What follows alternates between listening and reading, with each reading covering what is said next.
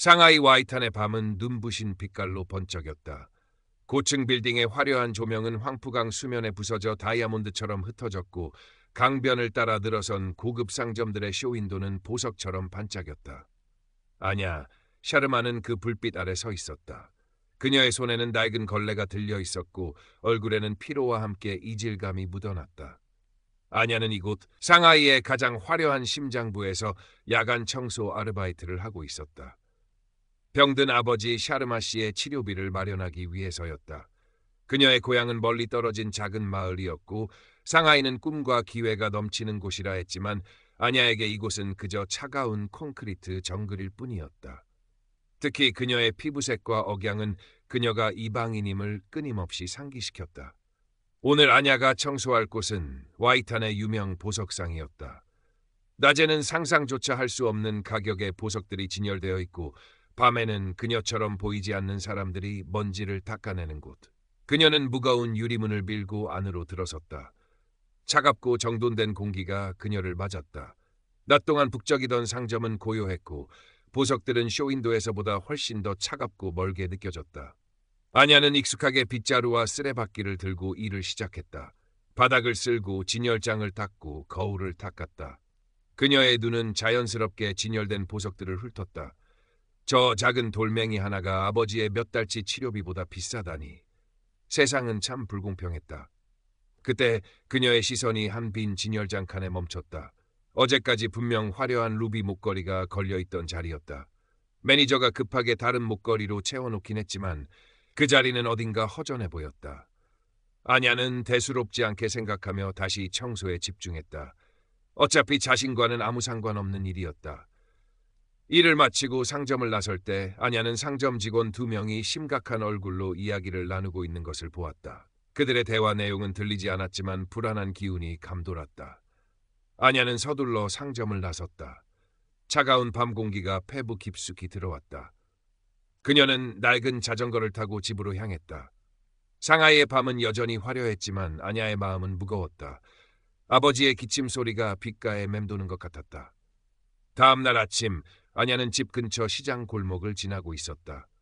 어제 번 돈으로 아버지에게 드릴 약을 사야 했다. 그때 검은색 경찰차 한 대가 그녀 앞에 멈춰섰다. 차에서 내린 남자는 키가 크고 건장했으며 푸른 눈은 차갑고 오만해 보였다. 그는 상하이 경찰 제복을 입고 있었지만 중국인은 아니었다. 빅토르 브란트 순경이었다. 그는 상하이 경찰서에 특별 채용된 외국인 경찰관 중 한 명이었다. 브란트는 아냐를 위아래로 훑어보며 비웃었다. 아냐 샤르마? 그의 중국어는 유창했지만 차가웠다. 아냐는 불안감에 마른 침을 삼켰다. 네, 저 맞는데요. 어젯밤 와이탄 보석상에서 일했지? 네, 청소했습니다. 그래, 그리고 그 상점에서 귀중품이 사라졌더군. 브란트의 목소리는 낮고 위협적이었다. 아냐의 심장이 쿵쾅거렸다. 네? 저는 아무것도 모릅니다. 청소만 하고 나왔어요. 브란트는 코웃음을 쳤다. 청소? 네가 그런 곳에서 청소를 할 수 있는 신분이라는 게 우습군. 어쨌든 네가 마지막으로 상점을 나선 사람 중 하나라는 증언이 있어. 그리고 수상한 행동을 했다는 보고도 있고. 수상한 행동이라니요? 저는 정말 아무것도 오해입니다. 아냐의 목소리가 떨렸다. 오해? 너 같은 애들이 늘 하는 변명이지. 브란트는 아냐의 손목을 거칠게 잡았다. 경찰서에 가서 이야기하지. 넌 절도 혐의로 체포한다. 체포라니요? 저는 결백합니다. 놓으세요. 아냐는 저항했지만 브란트의 힘을 당해낼 수 없었다. 시장을 지나던 사람들이 웅성거리며 그들을 쳐다보았다. 수치심과 두려움이 아냐를 휩쌌다. 그녀의 눈에서 눈물이 흘러내렸다. 이리 와. 브란트는 아냐를 경찰차 뒷좌석에 밀어넣었다. 차가운 금속 문이 닫히는 소리가 절망적으로 들렸다. 아냐는 창밖으로 멀어지는 시장 골목을 바라보았다. 그녀의 작은 세상이 순식간에 무너져 내리는 것 같았다. 경찰차는 상하이의 복잡한 거리를 가로질러 경찰서로 향했다. 아냐는 차가운 시트 위에서 몸을 떨었다. 대체 무슨 일이 일어나고 있는 걸까? 경찰서에서의 시간은 지옥 같았다. 브란트는 아냐를 신문하며 온갖 모욕적인 말을 퍼부었다. 그녀의 출신, 외모, 가난을 비웃었고 그녀가 분명히 보석을 훔쳤을 것이라고 단정했다. 아냐는 눈물을 흘리며 자신의 결백을 주장했지만 브란트는 들으려 하지 않았다. 그는 마치 아냐가 유죄라는 것을 미리 정해놓은 것 같았다. 다른 경찰관들도 브란트처럼 노골적으로 적대적이지는 않았지만 무관심하거나 경멸적인 시선을 보냈다. 아냐는 그곳에서 완벽한 이방인이었다. 그녀는 자신의 목소리가 들리지 않는다는 것을 뼈저리게 느꼈다. 하지만 아냐는 포기하지 않았다. 그녀는 아버지의 얼굴을 떠올렸다. 아버지를 부양해야 했다. 이대로 무너질 수는 없었다. 그녀는 계속해서 저는 훔치지 않았습니다. 증거가 있습니까? 라고 되물었다. 증거. 브란트는 CCTV 영상을 언급했지만 이상하게도 사건 당일 해당 진열장 주변 영상이 손상되었거나 사라졌다고 했다. 상점 직원들의 증언도 오락가락했다. 결정적인 물증이 없었기 때문에 브란트는 아냐를 계속 붙잡아 둘 수 없었다. 결국 아냐는 몇 시간 만에 풀려났다. 하지만 그녀의 손목에는 여전히 체포될 때 생긴 붉은 자국이 남아 있었고 마음에는 깊은 상처가 남았다. 경찰서 문을 나서는 아냐에게 브란트는 마지막 경고를 던졌다. 아직 끝난 거 아니야. 네가 훔친 걸 자백할 때까지 계속 감시할 거야. 내 주변 사람들도 무사하지 못할 거라고. 그의 눈빛은 섬뜩했다. 아냐는 비틀거리며 경찰서를 나섰다. 바깥 공기가 차갑게 느껴졌다. 그녀는 곧장 집으로 향했다. 집에 도착하자 아버지는 그녀를 걱정하며 기다리고 있었다. 아냐는 아버지에게 있었던 일을 이야기했고 아버지는 충격을 받아 기침을 심하게 했다. 아버지의 쇠약해진 모습에 아냐는 가슴이 찢어지는 것 같았다. 그녀 때문에 아버지의 건강이 더 나빠진 것 같아 죄책감이 들었다. 다음 날 아냐가 일하던 상점에서 전화가 왔다. 더 이상 아르바이트를 할 수 없다는 통보였다. 소문은 이미 빠르게 퍼져 있었다. 시장 사람들은 그녀를 동정하는 눈길로 보기도 했지만 대부분은 수군거리거나 피했다. 아냐는 순식간에 도둑이라는 낙인이 찍혔다. 삶은 더욱 힘들어졌다. 새로운 일자리를 구하는 것은 불가능에 가까웠다. 아버지의 치료비는 계속 들어갔다. 절망감이 그녀를 짓눌렀다. 하지만 브란트의 오만한 얼굴과 모욕적인 말들이 귓가에 맴돌았다. 이대로 당하고만 있을 수는 없었다. 그녀는 결백했고 진실을 밝혀야만 했다. 자신을 위해서 그리고 아버지를 위해서. 아냐는 리웨이 아저씨를 찾아갔다. 리웨이 아저씨는 시장 골목에서 작은 식료품점을 운영하며 평생을 살아온 분이었다. 그는 조용하고 인자했지만 눈빛에는 삶의 지혜와 깊이가 담겨 있었다. 아냐는 리웨이 아저씨에게 모든 이야기를 털어놓았다. 리웨이 아저씨는 아냐의 이야기를 묵묵히 들어주었다. 이야기가 끝나자 그는 아냐의 떨리는 손을 잡았다. 아냐, 내 마음고생이 얼마나 심할지 짐작도 안 가는구나. 하지만 네가 훔치지 않았다는 걸 나는 믿는다. 아냐는 눈물이 핑 돌았다. 자신을 믿어주는 사람이 있다는 사실만으로도 큰 위로가 되었다. 아저씨, 저는 어떻게 해야 할지 모르겠어요. 브란트 순경은 저를 계속 괴롭히고 아무도 제 말을 믿어주지 않아요. 리웨이 아저씨는 깊은 생각에 잠겼다. 브란트 순경이라. 그는 좀 이상한 사람이야. 외국인 경찰관인데 아주 거만하고 우리 동네 사람들을 무시하는 경향이 있지. 그리고 얼마 전에 첸 부인이라는 부잣집 마나님과 함께 있는 걸 본 적이 있어. 첸 부인은 와이탄에서 아주 영향력 있는 사람인데. 아냐의 눈이 커졌다. 첸 부인. 어젯밤 보석상에서 봤던 그 여자였다. 상점 직원들이 그녀를 쳐다보며 속삭이던 모습이 떠올랐다. 그리고 브란트가 수상한 행동을 했다는 보고를 받았다고 했던 말도. 혹시... 아저씨, 첸 부인이 저를 수상하게 쳐다봤어요. 제가 상점에 있을 때요. 아냐가 말했다. 리웨이 아저씨의 표정이 진지해졌다. 그래, 그럼 그 첸 부인이 뭔가 관련이 있을지도 모르겠구나. 그리고 사라진 CCTV 영상이라 뭔가 숨기려는 게 분명해. 하지만 저는 아무 힘도 없어요. 어떻게 진실을 밝혀요? 아냐가 절망적으로 물었다. 리웨이 아저씨는 아냐의 어깨를 다독였다. 혼자가 아니야, 아냐. 내가 널 돕겠다. 내가 아는 사람들 중에 이런 문제를 해결하는 데 도움을 줄 만한 사람이 있을지도 몰라. 그리고 우리가 직접 나설 수도 있지. 진실은 언제나 밝혀지기 마련이야. 쉽지 않겠지만 포기하지 않으면 길은 열릴 거다. 그날부터 아냐와 리웨이 아저씨의 비밀스러운 조사가 시작되었다. 리웨이 아저씨는 시장 사람들을 통해 정보를 모았고 아냐는 용기를 내어 보석상 직원들에게 다시 연락했다. 직원들은 여전히 두려워했지만 익명으로 몇 가지 정보를 흘려주었다. 사라진 목걸이가 사실은 꽤 오래전에 도난당했다는 소문이 있었다는 것, 그리고 첸 부인이 상점에 자주 들러 특정 진열장 주변을 맴돌았다는 것 등이었다. 아냐는 리웨이 아저씨와 함께 보석상 주변을 탐문했다. 혹시 다른 CCTV나 목격자가 있을까 해서였다.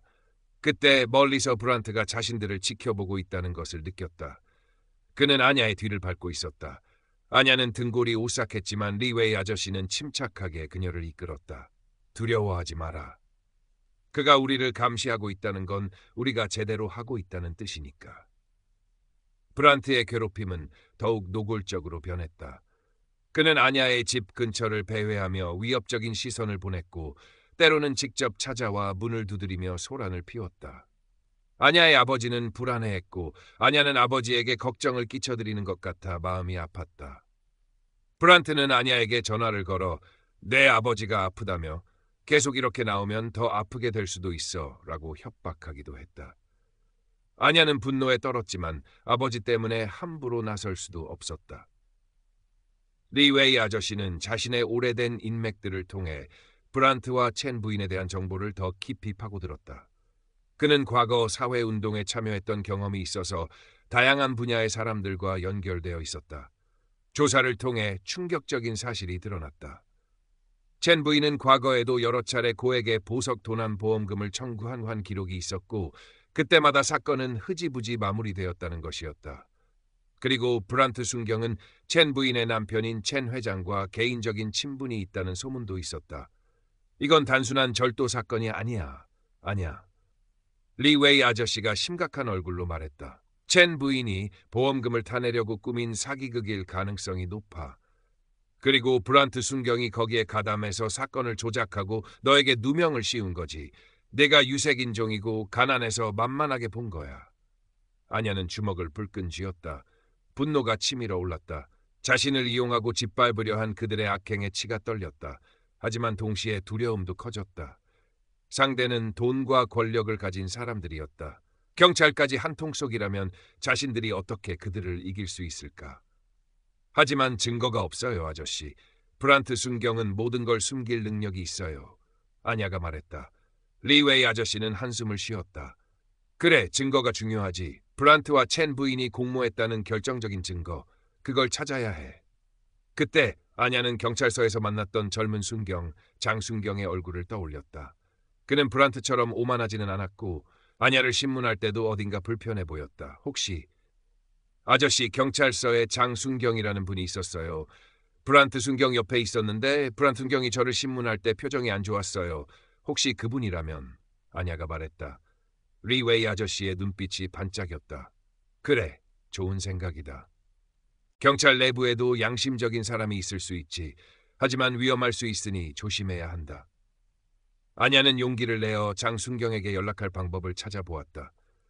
리웨이 아저씨의 도움으로 장순경의 연락처를 알아냈고 익명으로 메시지를 보냈다. 와이탄 보석상 사건 진실을 알고 싶습니다. 며칠 후 장순경으로부터 답장이 왔다.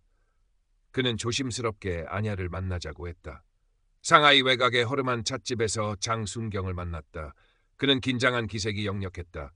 당신 정말 훔치지 않았습니까? 장순경이 아냐를 똑바로 쳐다보며 물었다. 네, 순경님, 저는 결백합니다. 브란트 순경과 첸 부인이 저에게 누명을 씌운 겁니다. 사라진 목걸이는 이미 그 전에 도난당했다고 합니다. 이건 보험 사기나 다른 계획의 일부일 겁니다. 아냐는 떨리는 목소리로 자신이 알아낸 사실들을 이야기했다. 장순경은 눈을 감고 깊은 생각에 잠겼다. 사실 저도 브란트 순경의 행동이 이상하다고 생각했습니다. 그는 우리 서에서 좀 특별한 존재입니다. 높은 분들과 연결되어 있다는 소문이 있습니다. 그리고 첸 부인과도 친분이 있다는 걸 알고 있습니다. 순경님, 브란트 순경과 첸 부인이 공모했다는 증거를 찾고 싶습니다. 순경님께서 도와주실 수 있습니까? 순경님은 경찰이시잖아요. 정의를 위해 일하시는 분이시죠? 아냐가 간절하게 부탁했다. 장순경은 괴로워 보였다. 저는 아직 순경일 뿐입니다. 브란트 순경은 저보다 훨씬 높은 위치에 있고 그의 배경은 복잡합니다. 잘못 건드렸다가는 저뿐만 아니라 제 가족까지 위험해질 수 있습니다. 하지만 순경님, 이대로 두면 저 같은 사람들이 계속 피해를 볼 겁니다. 인종이 다르다고, 가난하다고 이렇게 부당한 대우를 받아야 합니까? 순경님께서 침묵하시면 그들의 악행은 계속될 겁니다. 안야는 장순경의 양심에 호소했다. 장순경은 한동안 말이 없었다. 찻집 안에는 침묵만이 흘렀다. 안야는 그의 결정을 기다렸다. 마침내 장순경이 입을 열었다. 제가 직접적으로 나서기는 어렵습니다. 하지만 제가 도울 수 있는 부분이 있다면 조심스럽게 정보를 드릴 수는 있습니다. 하지만 약속하십시오. 절대 저를 언급하지 마십시오. 그리고 아주 신중하게 움직여야 합니다. 안야는 감격했다. 예상치 못한 곳에서 조력자를 얻은 것이다. 장순경은 브란트의 움직임이나 첸 부인에 대한 정보를 간헐적으로 안야에게 전달해주기 시작했다. 그는 직접적인 증거를 줄 수는 없었지만 안야가 다음 단서를 찾거나 위험을 피하는 데 큰 도움이 되었다. 장순경이 준 정보 덕분에 안야와 리웨이 아저씨는 브란트와 첸 부인이 비밀스럽게 만나는 장소를 알아냈다. 그들은 와이탄의 한 고급 레스토랑 개인룸에서 자주 만났고 그때마다 수상한 서류 가방을 주고받는다는 것이었다. 저 서류 가방 안에 뭔가 있을 거야. 리웨이 아저씨가 말했다. 그들의 공모를 입증할 증거나 아니면 사라진 귀중품과 관련된 무언가. 안야는 결심했다. 그 서류 가방을 확보해야 했다. 하지만 어떻게? 브란트는 항상 경계심이 강했고 첸 부인 주변에는 경호원들도 있었다. 며칠 밤낮으로 안야와 리웨이 아저씨는 작전을 짰다. 레스토랑의 구조를 파악하고 브란트와 첸 부인의 동선을 예측했다. 장순경은 그들의 만남 시간을 알려주었다. 작전은 위험했지만 다른 방법이 없었다. 아버지의 건강은 점점 나빠지고 있었고 시간이 없었다. 결전의 날이 밝았다. 상하이는 여전히 분주했고 와이탄의 빌딩들은 하늘 높이 솟아 있었다. 안야는 리웨이 아저씨와 함께 레스토랑 근처에 숨어 기다렸다. 심장이 미친 듯이 뛰었다. 두려웠지만 반드시 성공해야 한다는 생각뿐이었다. 약속된 시간이 되자 브란트와 첸 부인이 레스토랑으로 들어가는 것이 보였다. 그들은 개인룸으로 향했다. 안야와 리웨이 아저씨는 신호를 주고받았다. 작전은 이랬다.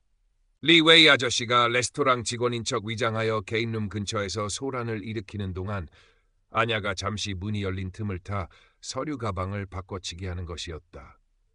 리웨이 아저씨는 안야보다 훨씬 경험이 많았지만 안야는 자신이 직접 해야 한다고 고집했다. 이것은 자신의 싸움이었기 때문이었다. 리웨이 아저씨가 계획대로 소란을 일으켰다. 레스토랑 직원들이 달려와 상황을 수습하려 했고 잠시 혼란이 일어났다. 그때 브란트가 짜증스러운 얼굴로 개인룸 문을 열고 나왔다. 바로 그때였다. 안야는 재빨리 움직였다. 그녀는 숨어있던 곳에서 뛰쳐나와 개인룸 문이 닫히기 전에 안으로 몸을 날렸다. 룸 안에는 첸 부인이 앉아 있었고 테이블 위에는 문제의 서류 가방이 놓여 있었다. 첸 부인이 안야를 보고 놀라 소리를 지르려 했다. 움직이지 마세요, 첸 부인. 안야는 떨리는 목소리로 말했다. 그녀는 손에 아무것도 들고 있지 않았지만 눈빛만은 단호했다. 첸 부인은 곧 냉정을 되찾았다. 네가 어떻게 여기에 감히 날 협박하려는 거니? 안야는 대답 대신 서류 가방을 향해 손을 뻗었다. 그때 브란트가 소란을 정리하고 룸 안으로 다시 들어왔다. 그는 안야를 보고 눈이 커졌다. 내가 왜 여기에 있어? 당장 나가.